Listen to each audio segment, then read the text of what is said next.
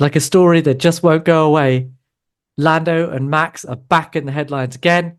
This time, McLaren going for a right of review. And I think there are three options here. Either it's a waste of time, worth a punt, or a definite nailed on win for McLaren. Which one is it going to be? Here we go. Right, so McLaren have exercised their right to review, but that does mean that they need to bring new and relevant evidence that will change the FIA and the stewards' minds about whether or not Lando Norris should have got a penalty at the Austin COTA US Grand Prix on Sunday. Ammar, what do you think? Well, I would like to pick the option that you gave out, as in the worth a try option, right? I mean, there's theoretically nothing McLaren can do in terms of losing this. A, they get to show that they're supporting Lando in the way that they can. B, and I think I'm guessing this is the intent. I don't really see how they're going to get this overturned. Maybe you'll disagree, but it probably will help set the precedent for the remainder of this season and hopefully even beyond that. At least what I'm guessing they would be hoping for. So it's one of those things where, you throw a tantrum and throw a fuss in the hope that, whatever you believe happened will not happen again, as in the adjudicating of how the racing is going on. So that's my initial response to you. Yeah, yeah. I think from a team point of view, from a McLaren point of view, I agree. It's worth it, isn't it? Like it tangibly shows Lando that the team is behind him and they want him to get points and they think that the thing was unfair. They went on and on and on about it after the race, especially Andrea Stella saying, "Well, we didn't tell him to give the position back because we thought that Max was going to get a penalty. We're surprised that he didn't." Um, I think the chances of them getting a reversal of that decision are slim to none because okay, two sides to this, right? There's the precedent side of it. So Mm. if you look at previous instances where something like this has happened, and I can think of two glaring episodes where a right of review has been requested and subsequently silenced, and only one episode where somebody has successfully got something overturned. Uh, the second is how worth it is it from an FIA point of view? And I think that is probably a slightly broader question, which I'll come to in a second. But let's just go to the interesting part of this. Right? When has this happened before? The two big episodes that I can think of both happened in 2021. The first is Silverstone 2021.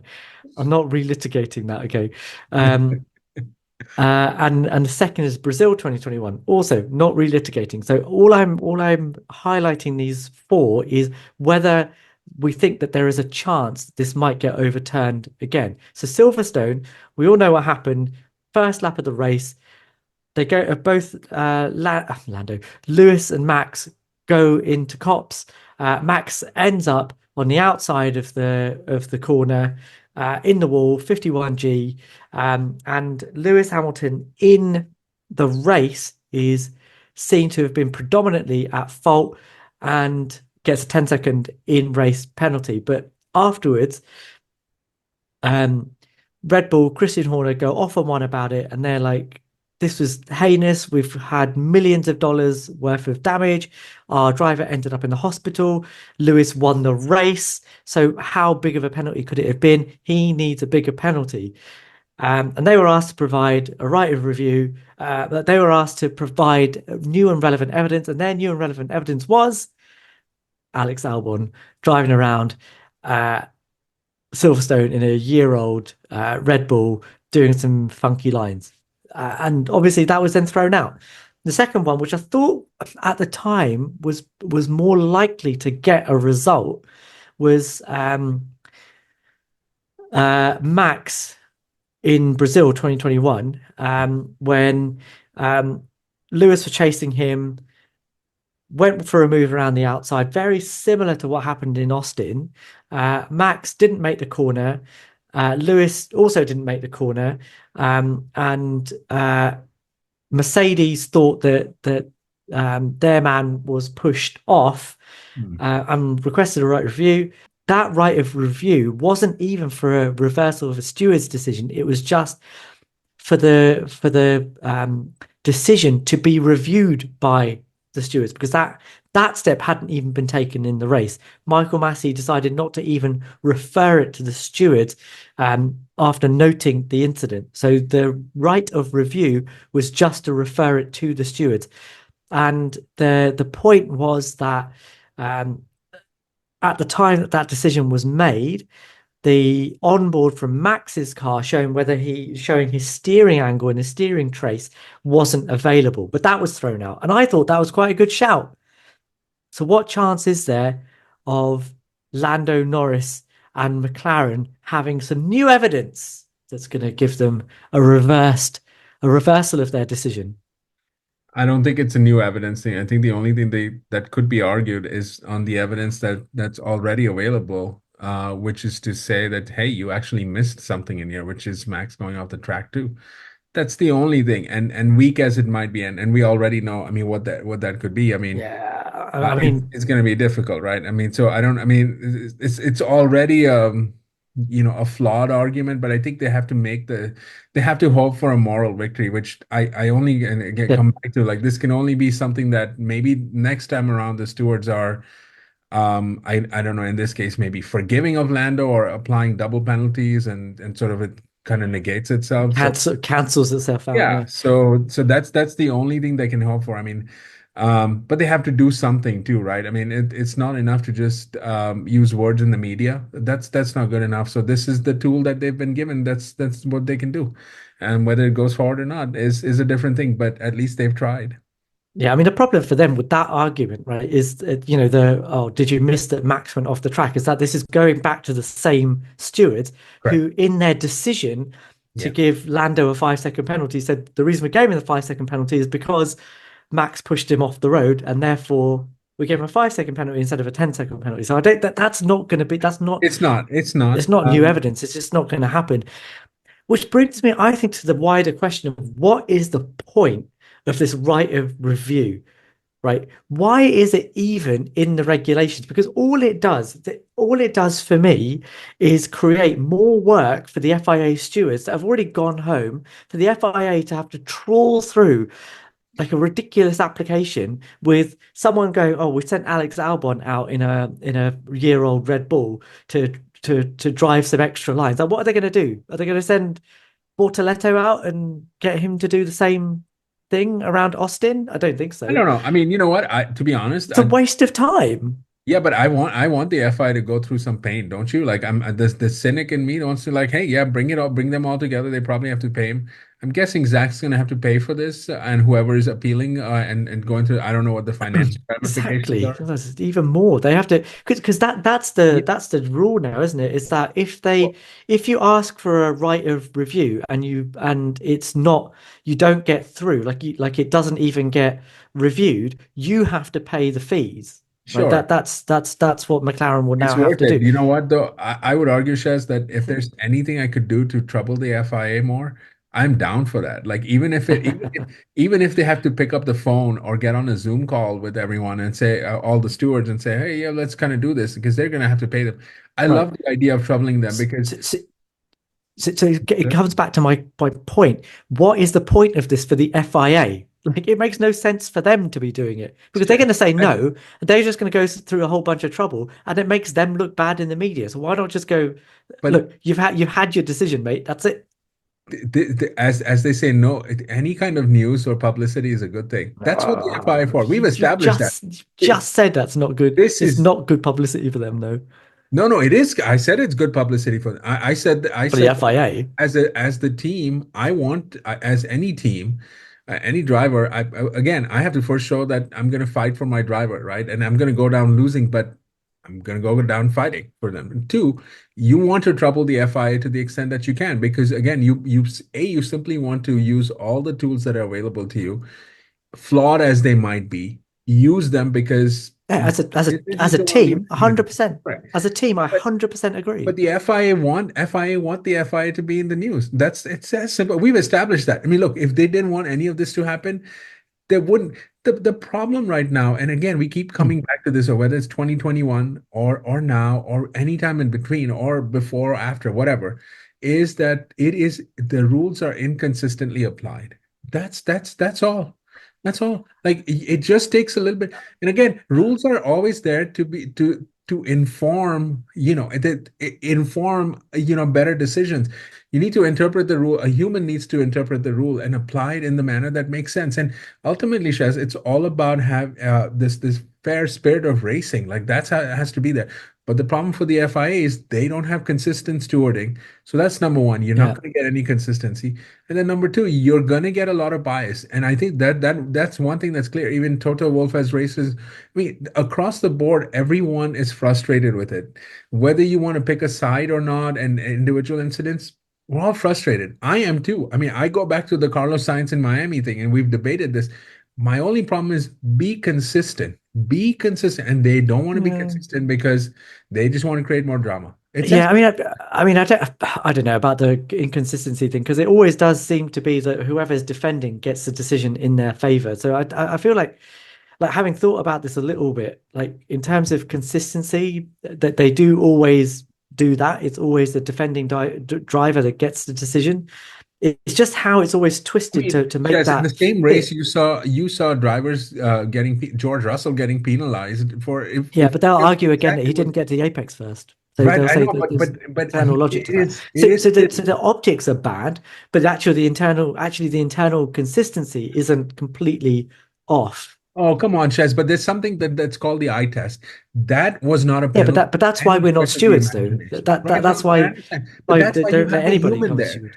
But that's why you have a human there. Otherwise, Correct. just have a computer there and or some kind of sensor there and go, boom. If this happens out of the, sort of margin of error, boom, you're penalized. And let's But just the human has been given guidelines and has then applied those guidelines. So by the letter of those guidelines, I don't think anyone, and I'm sure it's hard to get 100% agreement in this day and age on anything, but that George Russell penalty was just stupid because any of us that have watched any kind yeah, of racing yeah, know that that was not a penalty. yeah, There was yeah, but that's because the so rules are.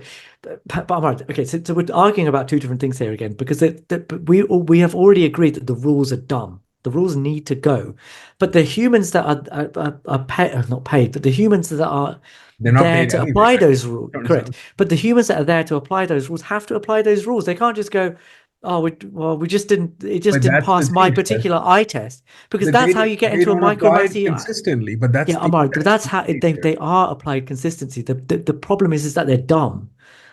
But my argument here is that they aren't I'm applied calling. inconsistently. They're Are you just calling them ridiculous. dumb or the rules dumb? The I'm trying to rules clarify. dumb. The rules are dumb. The rules are But ridiculous. you know what, Chess? Every sport has this. Every sport has this to some extent. It always exists. And the reality is you can never get any, and no rule is going to be perfect. And there's always unintended consequences for the rules that are always there. Like you cannot correct this. But I think one thing that's been consistent, and look, I'm a fan of racing and the way Max races, but I agree with you. It is a little bit frustrating because it's not my driver fighting against him. I care about it less, but I can see why, anyone that is in the Lewis Hamilton camp or the Lando Norris camp, or maybe tomorrow the Oscar Piastri camp would go there. Again, there's one driver who can race Max, but the other side to this is if you make changes to the rules, it looks like you're trying to address one particular driving style only because the other 19 drivers evidently don't have this Yeah, but issue of style. that's That's not a the new thing problem. though. That's not a new thing. So the one move in the braking zone rule came about because Michael Schumacher kept moving twice in the braking zone. The no late move in the braking zone rule came about because Max Verstappen kept moving around late in the braking zone. Legal at the time, but made illegal once Kimi Raikkonen had a brush too many with him. And I do wonder if, well, in fact, the 2021 2022 regulations that we are currently working with occurred because of all of the nonsense that happened in Yeah, 2021. but look where we're So at now. Now look where yeah, we're at. sure. Even if It's yeah, it's whatever ridiculous. change you bring, whether you Yeah. whether you tweak this rule or not, smart drivers, and applaud Max for this because Yeah. we can say all we want, but Yeah, yeah, he's yeah, I agree. I making it agree. work. And I others have agree. to come. And the onus, as we've said in the past, is on It's Lamb on the it's and on yeah, Charles it's on here. the attacker, and I agree with that. But just to come back to this right of review thing, which is what we're talking about, that I still think for the FIA it makes no sense to have it, and the only party that it benefits is the applying party, because whether they come out of it with a reversal or not, they still get you still get little Lando having Daddy Zach Oh, standing up to for no, no, his no, no. for Don't do his that. kids Don't do that. Do for not his do that. kids No, no, no, no, for no. his uh If for his this were kids' Ferrari, rights. I That would, is what they're if doing. this were Ferrari, I would have applauded them too, because again, you just Yeah, yeah, look, yeah, but it is that there's is this is I, going to pay off somewhere I down the don't line. think it's wrong. I don't think it's the wrong thing for McLaren to Why are do. you calling him little daddy and But all those things? but Why? that Yeah, is what is happening. It is because he that is knows what the that, outcome is that's going a to be. bit The outcome, personal, man. You the can't. outcome is going to be nah, they're not going to do anything. In No. fact, the only time, and just for fairness, because the FIA will come at me and say, well, actually, we have a reverse decision. So they have. They reversed one decision, which was Saudi last year, where Fernando Alonso was given a 10-second penalty when he came into the pits to serve a 5-second penalty, and the front jackman touched the car. And Aston Martin successfully said, well, in a group of SAC meetings and in previous episodes where this has happened, the aggrieved party has not had a penalty. Why did we get a penalty? The FIA turned around and said, actually, you're right. That is correct, and reversed his penalty, took his penalty Yeah, but that's a away. little bit So more. Yeah, that's it right. does happen. It does happen. So I We understand that the fact that it's happened once means that teams are going to try their luck. But that is all McLaren and Lando are trying to do. They're trying their This luck. is why, I mean, you're right. Yeah, 100% right. But this is why you should just let certain things happen on the racetrack and let it be. I mean, that's a no call there I would have been don't. the best Yeah, call. You don't I have don't disagree. because I the don't problem disagree is with you. you don't, again, the reason you have a human being there is to be able to apply some common sense. And But that's, Ammar, it has to be the same human being every time. This is the I mean, problem. these stewards don't even get paid that much. I mean, Yeah, I just correct. learned through this process that they only get like the equivalent of $200 or Yeah, 200 pounds or yeah, euros, yeah, whatever it is. yeah, yeah, yeah, That's yeah. nothing. That Professional it stewards, could cost a permanent. lot That more than that. Like the cheapest ticket at a racetrack costs a lot more than what they're getting paid. yeah, That's yeah, insane. yeah. But the So FIA will argue that we have a small team, we don't have a lot of money. I do agree with you though. Professional stewards, permanent stewards, and better physical track limits would be the answer to all of this, and it would make the racing much more interesting.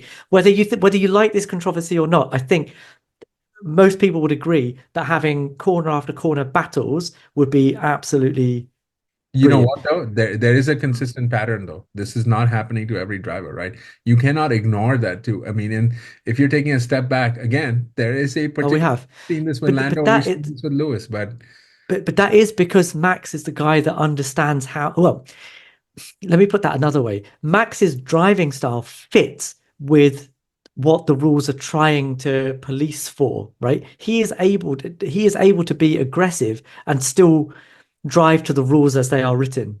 yeah. And as I said before, I don't like it, but he's brilliant at exploiting them. Right, let's move on to the second thing that I want to talk about, which I think is right up your alley, and that is Eh, Helmut Marko commenting oh my God. on Mark Webber really pushing for Oscar Piastri to be in a Red Bull seat. And I have to add that in the Thursday press conferences, Oscar Piastri was asked directly, "What do you know about this?" And Oscar said, "No, no, no, no, no, none of it. I am really happy where I am. I've got a contract for 2 years. I'm not going anywhere." Helmut Marko, um, what was his quote? He said, "It's not a week in F1 without Helmut Marko saying something." I agree. Yeah, I agree. I mean, I this thought you're guy, right. Helmut, I'm just so done with him, man. I agree. Like he is such a look at me, Louis, too. Like he is right up there with Ben Sulayem in terms of like inserting himself into anything. I mean, he's supposed to have a role that's sort of behind the scenes, working with drivers, all of that stuff. Like, who are you, man? Like, and what is this? Every week there's something or the other. He's pointing a finger here, pointing a finger there. Good God, just shut up, man. Just enough, enough. I don't want to hear anything from Helmut Marko either. I'm just, I mean, honestly, I know you're going to tell me like we should care about what he's saying, but there comes a point in time where, I mean, Oscar's being nice there by saying there's not a week that's going. I mean, he's essentially saying what I'm saying, which is no one cares. No one cares anymore because you're just screaming and There it shouting. You is. sound like a grumpy old man. That's all it is. It's a grumpy old uncle that's just wanting to say all whatever's coming to his mind. Like he's sitting out there giving these interviews, saying whatever, just whatever nonsense. And look, You there could very well be. Look, do and you not, Oscar tried to Ammar, deny do you not think that there, okay, I'm going to give you three more choices. All right. So is this it. A, is it Helmut Marko trying to destabilize McLaren at a time when they're challenging for a championship? Is it B, because they need a number two against Max Verstappen? Or is it number three, because they're looking for a potential replacement for Max Verstappen? Are any of those possible? I think it's 100% three and then some. It reeks of desperation, right? I think Three, as in like they're they trying want to to find a replace replacement for Max. Of Max. Okay, okay. course. I mean, look, no one can sit up here right now and say that going forward, this year is what it is, but going forward, that Red Bull are going to be competitive. They are looking firmly like they would be the third, if not the fourth fastest team, depending on how next year goes. And potentially Max could be on his way out. I mean, it could happen. It could happen. So So I think it's just okay, so let's take that a little bit further. So if we're to believe Helmut that it's Mark Webber pushing for this, is it a good move for Oscar Piastri to head off to Red Bull in 2026? no, it makes no sense. Why would he do that? So why is he doing it then? Because that's Helmut. Like I said, No, this is but why grumpy is old man. why would Mark Webber be doing it? Do you think Helmut's lying? Of course he's lying. Or is lying? Okay. Because I mean, like I said, this old guy is just farting out opinions, like just because that's what he's doing now. Like, come on, have you read everything he said over the last few weeks that keep coming? Why do you need to insert? Look, even if Mark Webber has talked to you, why do you need to say that in public? Okay, You're but let's put absolutely that okay, but let's but put that to one everything. side. No, no. The why does he have to say it? Put But the that to one why side for a matters, right, second. Shez? Because if you're talking about taking his opinions with the level of credibility, right? Then you have to look at the Okay, motivation too, right? yeah, I get that. But if we're saying that what he is saying is a fact that Mark Webber has been pushing for Oscar Piastri to get a seat at Red Bull, why is that? Why would he be doing that? Well, first of all, I don't believe he would be doing that, but I'll Sure. indulge and say that Thank you. I don't know. I mean, Thank you for maybe indulging. there's it's hard to I mean you just can we pause for a second and you're taking a leap of faith on what Helmut's saying as the No, absolute I'm truth not. I'm as not. it is. I'm not. I'm not That's saying what it's he's the saying. absolute truth. I just think it's an interesting point to talk about. Yeah, I don't think Mark Webber would be pushing for him to go to Sure. Red Bull. It would make no sense other than his own ties to Red Bull. But why would he want Oscar to be play second fiddle to Max? It doesn't make any sense. Where we all agree that Lando is probably I hate to and I don't like to do it, but Lando's probably beatable. I mean, in terms of who the number one in the team. Why would we want to do that? By the way, they fought so hard. Are we forgetting the whole Alpine drama and all of that, which I know seems like distant memory? They fought so hard to be here. Mhm. McLaren are on the upswing. It makes zero sense to do that other than maybe, and I don't know that he really needs to do this. Maybe Okay. he's trying to establish Oscar as the number one driver for moving forward. To that. So okay. But do you think there's any credibility in that? Do you think there's any?